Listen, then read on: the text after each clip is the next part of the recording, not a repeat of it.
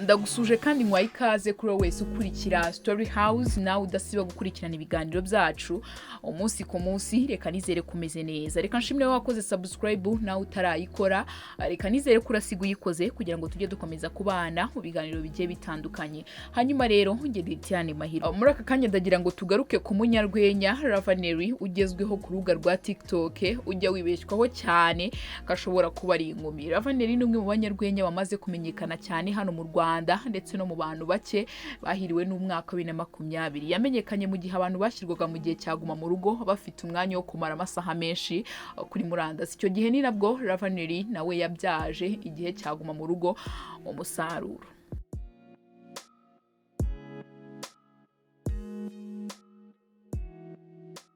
Twahirwa Ravaneri uzwi cyane nka Ravan, umwe mu banyarwenya bubakizi na kuri TikTok, yahishuye ko hari abasore bajye bamwibeshyaho bakamutereta bamwitiranyije n'inkumi kubera uko akina yambaye ibitenge ndetse rimwe na rimwe agashyiraho n'imisatsi ukajya ubona rwose ni umukobwa cyangwa se n'ubundi ari igitsina gore. Uyu munyarwenya yabitangaje ubwo yaganiraga n'ikinyamakuru Igihe, aho yahishuye uko yatangiye ibyo gusetsa, aho yahuriye na Clapton Kibonke usigaye umufasha ndetse n'ingorane akunze guhura nazo muri aka kazi. Gukina yambaye nk'abagore ndetse akagira n'isura ijya gusa n'iyabo biri mu bituma hari abasore bamwibeshyaho bagatangira gushaka kubaza izina. Ati byabanje kungora kuko njya mura n'abahungu bakambwira amagambo meza babaga banyitiranyije n'umukobwa, gusa uko nagiye njya mu bitangazamakuru bakamenya amakuru bancitseho. Ravaneri arakunzwe cyane hano mu Rwanda ndetse bamwe bakomeje kwibaza aho areba interview agakuramo amagambo asekeje, kandi bo iyo bari kureba interview ngo batayabonamo, gusa wiyo amaze kugafatamo ngo nibwo bibuka koko bigeze kwibona bakumva birabasekeje cyane.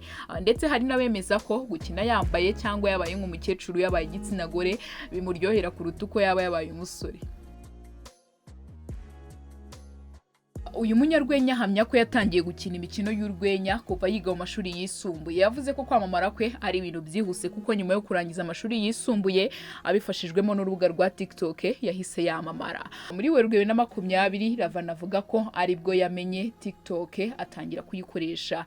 Amwe mu mashusho yagiye yifata yiganjemo agaseke cyane yatumye ahita amenyekana ku buryo bwihuse. Yavuze ko bwa mbere ababyeyi be batabyumvaga neza. Ati bwa mbere nakoze amashusho nyereka umubyeyi wanjye arambwira ko nizere ko bitagiye hanze kuko bishobora kugaragaza ko ufite ikibazo mu mutwe. Nakomeje gukora kugeza ubwo amashusho yanjye ya 46 agiye hanze, abantu barayakunda no mu rugo barabyakira.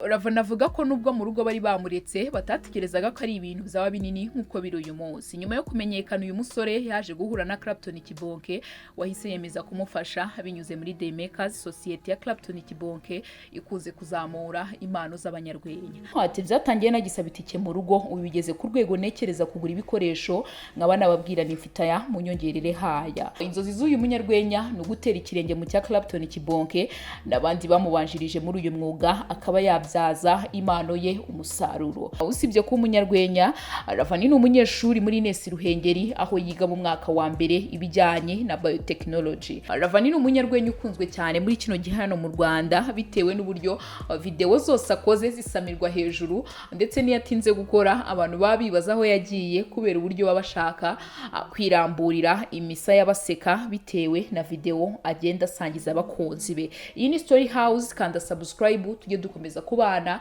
mu nkuru zigiye zitandukanye. Imana ikomeze kubarinda. Nge na Diane Mahirwe.